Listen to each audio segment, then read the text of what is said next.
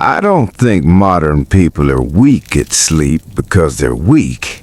I think the world they're living in forgot how night is supposed to feel. See, in 1852, when the sun went down, something happened. The world just stopped demanding things from you. And your body, it understood that.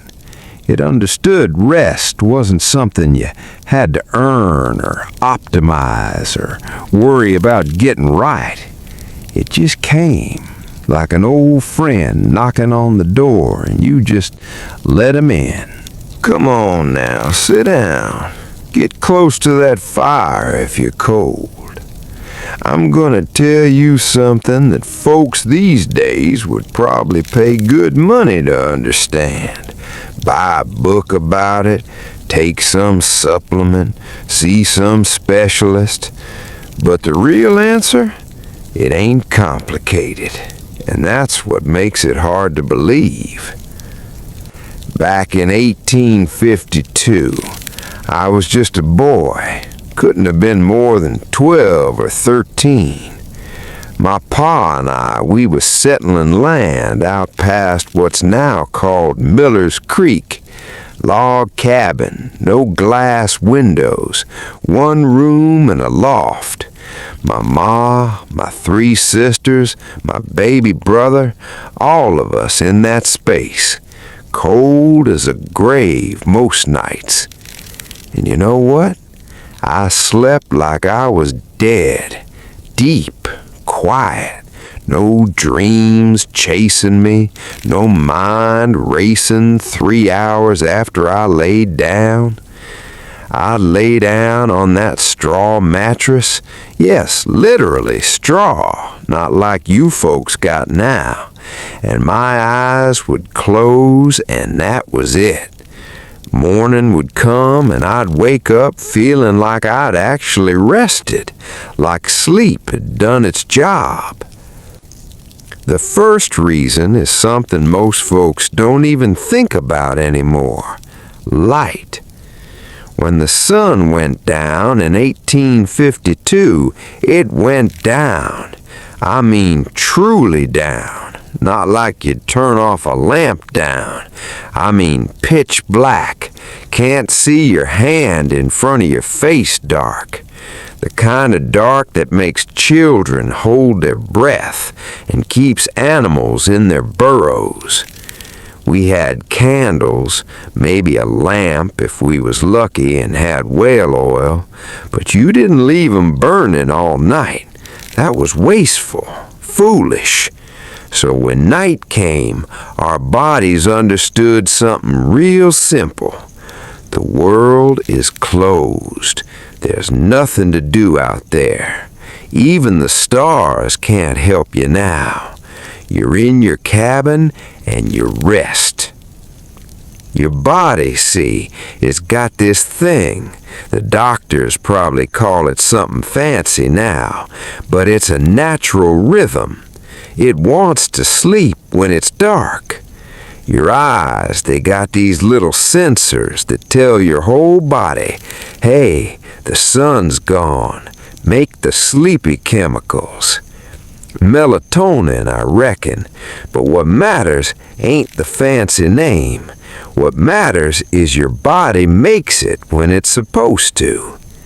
In the 1850s, from about 6 or 7 at night till 4 or 5 in the morning, most folks wasn't seeing much light. Maybe a candle while they ate, maybe a lamp while they got ready for bed. Then darkness. Hours and hours of it. Pure darkness. Your body bathed in it, just like it's supposed to be. And your brain, see, it would make that sleepy medicine naturally. No pills, no staring at glowing rectangles trying to force it. These days, you got electric lights everywhere. Street lights, lights inside your houses that never stop burning. And right before bed, most folks are staring at those glowing screens, phones, television boxes, and those lights are telling your body, stay awake, the world's still out there. Your brain doesn't get the signal to make that sleepy medicine. Your whole system stays on high alert, like a horse that's been spooked and won't settle down. I remember one winter, must have been 1857, my uncle came to visit from back east. He'd gotten himself one of those new kerosene lamps, brand new invention, and he left it burning in the cabin while we tried to sleep, just on low, left it going. And you know what? Nobody slept good that night, not one of us. Even the little ones was restless, tossing, complaining.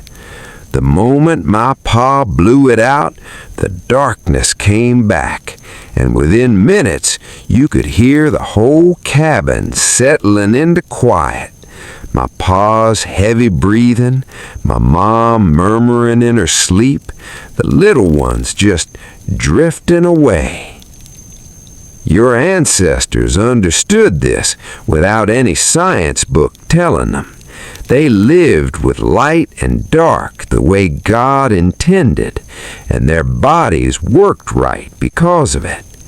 This world you all live in now, bright all the time, night and day the same, is brand new in human history, and your poor bodies don't know what to do with it. There's something else, though. Something bigger than just light and dark. See, your whole year was different back then. Not just your day. Your whole life ran on seasons. In winter, and we're sitting in winter right now, so you can feel it, the days were short. The sun came up late, went down early. By 4 o'clock in December, the light was gone. You might have 6, 7 hours of darkness before bed. Then you'd sleep till almost 8 in the morning. That was just normal. Your body expected it. Now in summer, it was the opposite.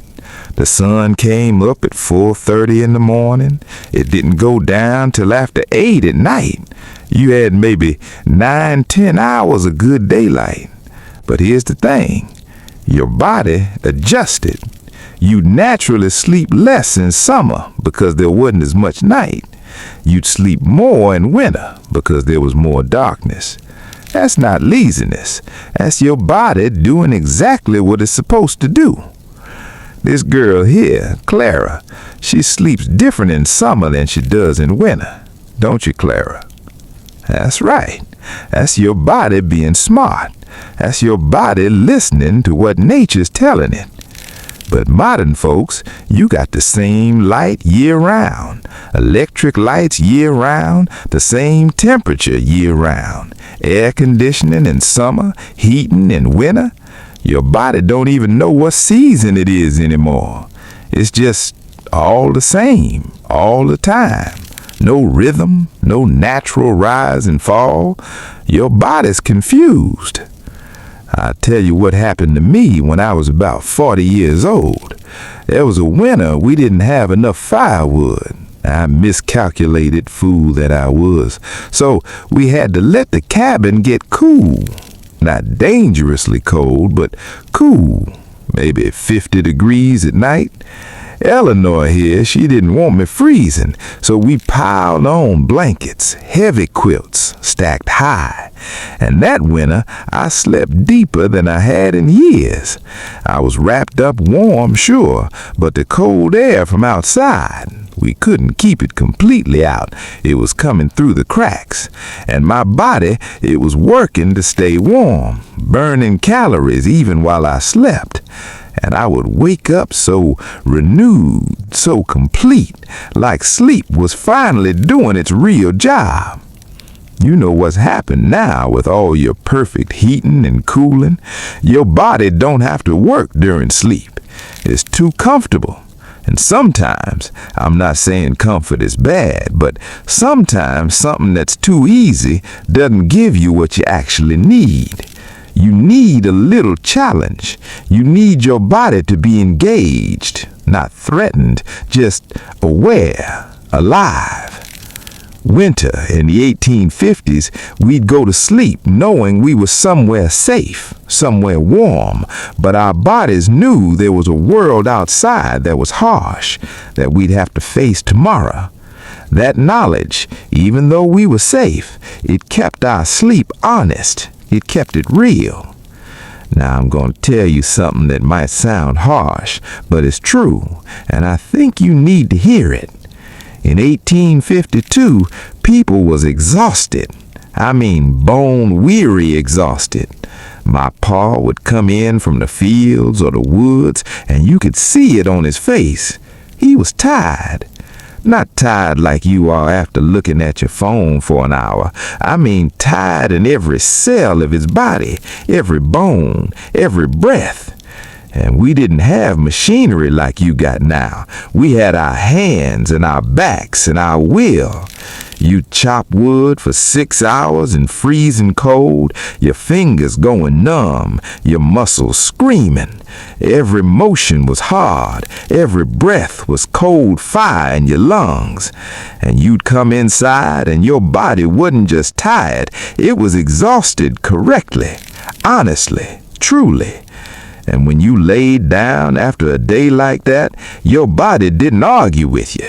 It didn't need pills. It didn't need you to count sheep or do meditation or listen to some voice telling you to relax your feet. Your body just crashed like a ship that finally made it to harbor after a long storm. See, what people don't understand about sleep is this. Your body wants to sleep. It's designed to crave sleep, but it only deeply craves it when you've done something worth resting from, when you've earned that rest through actual work. Now, I'm not saying you modern folks don't work hard. Some of you do. Harder than you should, actually. But most of the work nowadays, it's in your mind. It's thinking and worrying and stressing about things you can't touch. You can't feel it. Your body don't know it's working. Your body's just sitting there. And when night comes, your body ain't tired because it hasn't actually done anything. So it don't sleep right because it don't feel like it's earned the right to rest. I'll tell you about my ma. Every week, sometimes twice a week in busy seasons, she would do laundry. Just laundry. That meant hauling water from the well, and I mean hauling, heavy, cold, then boiling it, stirring the clothes in hot water with a stick for hours, wringing them by hand. Your hands would be raw and red, your back would hurt, your arms would burn. And she'd do this every week, every single week. And my ma, she slept like a saint. I never heard her complaining about insomnia, never heard her tossing and turning for hours. I'd hear her on the other side of the cabin, breathing deep and steady, like she was at perfect peace. That was her reward. That was what her body earned. See, there's something else too. Physical work gave you permission to rest. It made rest feel right, deserved, pure. These days, I hear about folks feeling guilty for sleeping. They feel like they should be doing something. There's always something to do, always some way to optimize yourself, always some way to improve even while you're supposed to be recovering, even while you're supposed to be healing. We didn't have that. You worked hard, you ate, you slept. That was the rhythm. Nobody questioned it. Nobody felt lazy for needing rest because rest was the natural, obvious answer to work. It was part of the equation. Work equals rest. That's just nature. There's one more thing I want to tell you about. And this one is real important. It's about being seen. When you lived in a one-room cabin or even a small house with a few rooms, everybody knew what you were doing. You didn't have privacy like you do now. You didn't have the illusion that you were separate from people. You were with people all the time. Your family, your neighbors when they visited, the community. And there's something about being around other people sleeping, real deep sleeping, that helps you sleep. Not from noise or presence, but from knowing you're safe, from knowing you're part of something real, something that matters. You could hear my pa's snores. You could hear my little brother's soft breathing. You knew you wasn't alone. You knew that if something happened, a wolf, a fire, a sickness, there was people around who would wake up, people who would care, people who would help. These days, you folks got the opposite.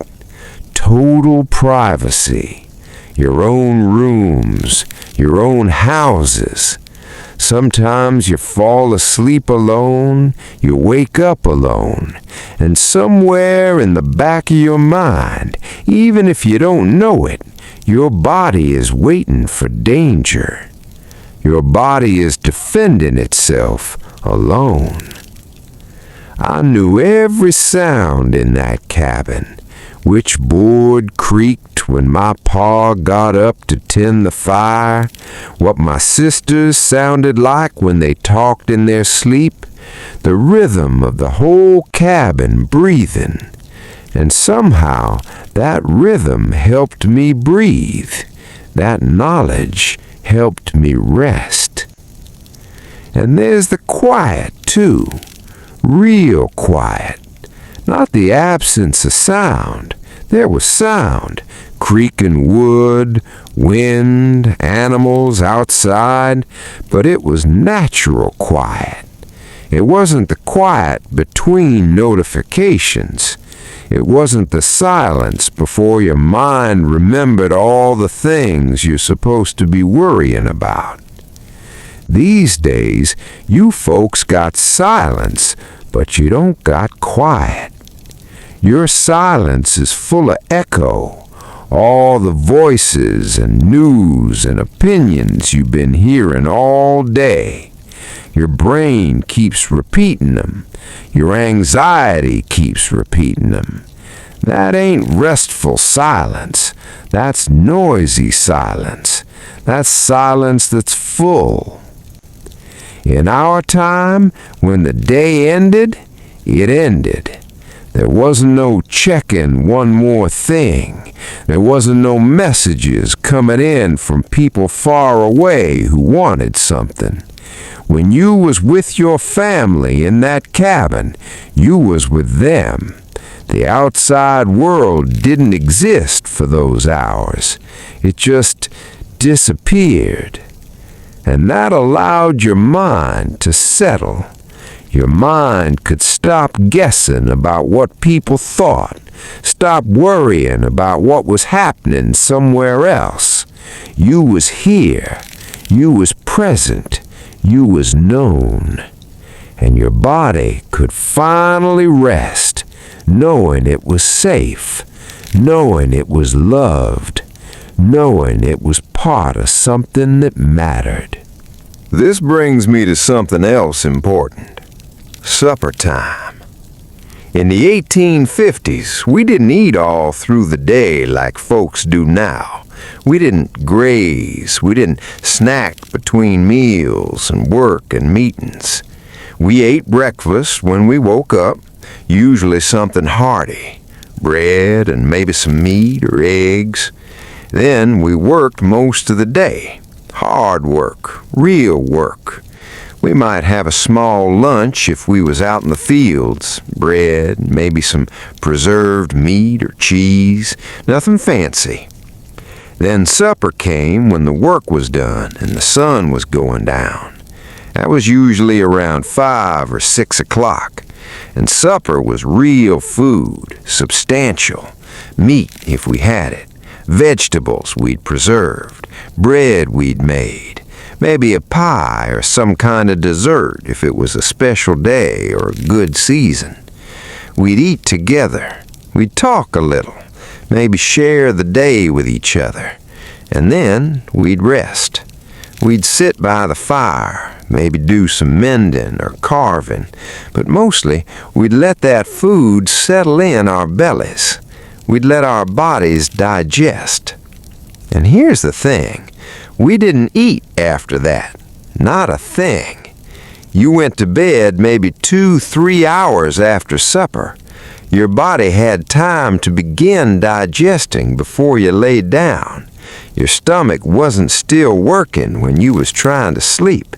It was already settled. These days, I hear about people eating midnight snacks, eating right before bed, eating heavy meals at 9, 10, 11 o'clock at night, then wondering why they can't sleep. Your body can't rest when it's working hard on digestion. It's too busy. You're asking it to do 2 impossible things at once. It's like asking a horse to sleep while you're still driving it. And the food itself was different. We didn't have sugar everywhere. You didn't have caffeine hidden in everything you ate. You had 1 coffee or tea in the morning, maybe, and that was it. No stimulants the whole rest of the day. Certainly not in the evening. This chamomile Eleanor made. Nothing fancy, just dried flowers and hot water. It's something that soothes. It don't stimulate. It don't make your heart race. And folks back then, we knew which plants and foods helped us wind down. Milk with a little honey, an apple from storage, bread, simple things, things that settled your stomach and calmed your mind, not things that revved up your energy and made your body think it was time to be awake and alert. Your body understands food as a signal. When you eat sugar and caffeine late, your body thinks we're supposed to be active. We're supposed to be alert. But when you eat warm bread and drink chamomile, your body thinks, time to settle, time to rest. Now, I'm going to tell you something that might seem strange, but back then it was normal. We didn't have 1 long block of sleep like you probably think. Sometimes folks would sleep for 4 hours. Then they'd wake up for a while. Maybe they'd poke the fire. Maybe they'd say a prayer. Maybe they'd sit and think about the day. Then they'd sleep again for another 3 or 4 hours. And that was just normal. That was just how nights worked. And you know what that tells me? It tells me that people's bodies had rhythms, natural rhythms. They weren't all trying to squeeze 8 hours into 1 chunk and feeling like failures if they couldn't. Their bodies did what felt right, and because their days were structured, because they worked when it was light, rested when it was dark, ate when it was time to eat, they naturally got all the sleep they needed, just spread out in a way that made sense for their bodies. These days, you folks got this idea that you need 1 solid 8 hours, and if you don't get it, you're sleep deprived all day. You carry that failure with you. You feel guilty about it. But maybe that's not how humans are supposed to sleep. Maybe your body knows better than any expert what it needs. And if you stopped fighting it, if you stopped trying to control it with pills and apps and timers, maybe it would just do what it's supposed to do. I'll tell you something else. In all my life, in all my years, I never once heard about sleep debt. I never heard someone saying, I gotta make up for lost sleep. You slept, you woke, you worked. That was the cycle. You didn't carry your sleep failures into the next day. You didn't feel broken because you only got 7 hours instead of 8. You just moved on. Tomorrow night, you'd sleep again. Your body would get what it needed. But I think maybe people nowadays feel like they're chasing sleep, like it's something they gotta earn or catch or hold on to. And that chasing, that desperation, it keeps sleep away. I don't want to sound like I'm criticizing your whole world. That ain't fair. You can't go back, and maybe you wouldn't want to if you're being honest. The medical care you got now is better. The food's more available. You don't go hungry. You don't lose children to fever like we did. But what I'm seeing, and Eleanor can tell you too, 'cause she worries about this, is that your world changed so fast, too fast for human bodies to keep up. You're sleeping less than people ever have. You're waking more tired.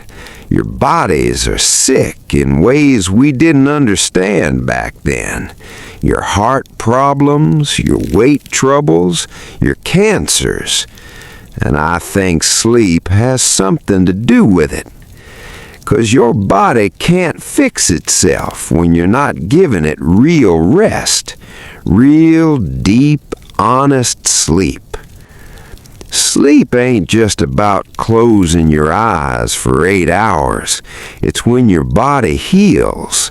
It's when your mind processes things, all the fears, all the losses, all the joys. It's when you're supposed to be vulnerable and let yourself recover. And if you're not sleeping, really sleeping, deeply, then your whole system gets broken down, worn out, exhausted in ways that don't get fixed. Look at him. That's real sleep. That's what it should look like.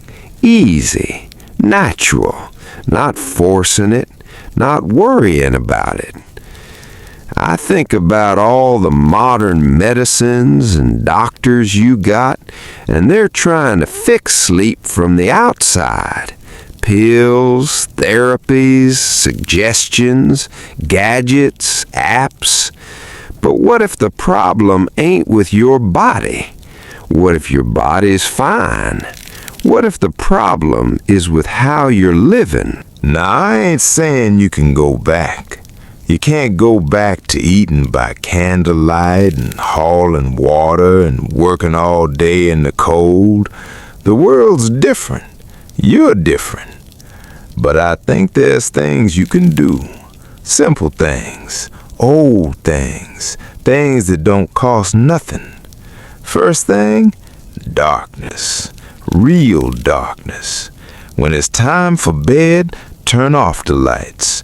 Not just the big lights, all of them.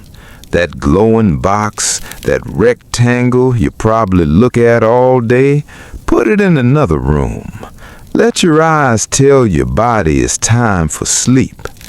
Maybe get one candle instead, one warm light. Let yourself adjust to the dark like humans always have.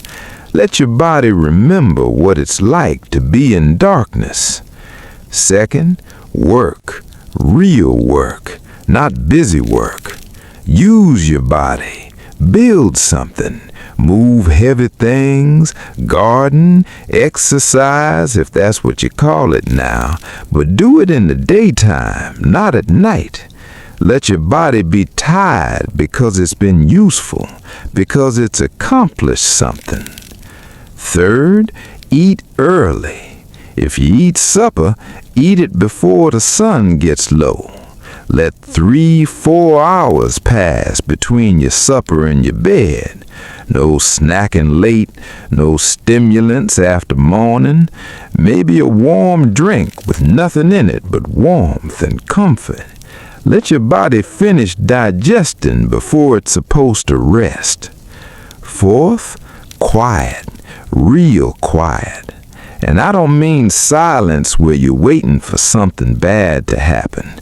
I mean quiet where you're safe. maybe with people you love nearby, maybe in a place where you feel protected and known. Your body won't fully rest if it's defending itself. It needs to know it's safe. Fifth, accept that sleep's gonna be different by season. In winter, sleep more. In summer, sleep less. Don't fight your body's natural way of adjusting to the light. Don't try to force yourself to be the same all year. Let the seasons do their work on you. Sixth, find your rhythm. You might not sleep the way your neighbor sleeps. You might wake in the middle of the night, and that's fine. That's normal. Get up for a bit. Sit by a window. Think about things. Tend to fire. Then go back to bed. Your body knows what it needs better than any expert does. And seventh, and maybe this is the most important thing, stop worrying about sleep so much. Stop checking how many hours you got. Stop feeling guilty that you didn't get exactly 8. Your body wants to sleep. It's designed to want to sleep. If you stop fighting it, if you stop trying to control it and measure it and optimize it, it'll probably do what it's supposed to do. It'll sleep. It'll rest. It'll heal. You know what I think about late at night sometimes? I think about what it was like before everything got so fast, before the world was expecting you to be on all the time. I think about how my body used to just know what to do, how sleep wasn't a problem to solve. It was just part of the rhythm of living. You worked, you rested. You were awake, you were asleep. There wasn't no in-between. There wasn't no scrolling and worrying in the dark. We understood something that you folks seem to have forgotten. We understood that rest was necessary, that it wasn't lazy, that it wasn't wasteful, that it was almost holy, that it was the time when your body and soul got to be quiet and let all the wounding of the day get healed. I don't know if you can get all the way back to 1850s sleep. You got your world, and it's fast, and it's bright, and it's demanding. But maybe, just maybe, if you give yourself a little darkness, a little quiet, a little respect for the rhythms that made your ancestors sleep like the dead, maybe you can find your way back to something like it. Every animal knows how to sleep. The deer beds down when the sun sets. The bear goes into its winter rest. Even the littlest creatures know. And we're animals too, even if we've forgotten it. Your body knows what to do. You just gotta stop telling it different. I hope you sleep good tonight, real good. The kind of sleep where you wake up and for a moment you don't even remember where you are. That's the sleep that heals you. That's the sleep that makes you remember you're alive.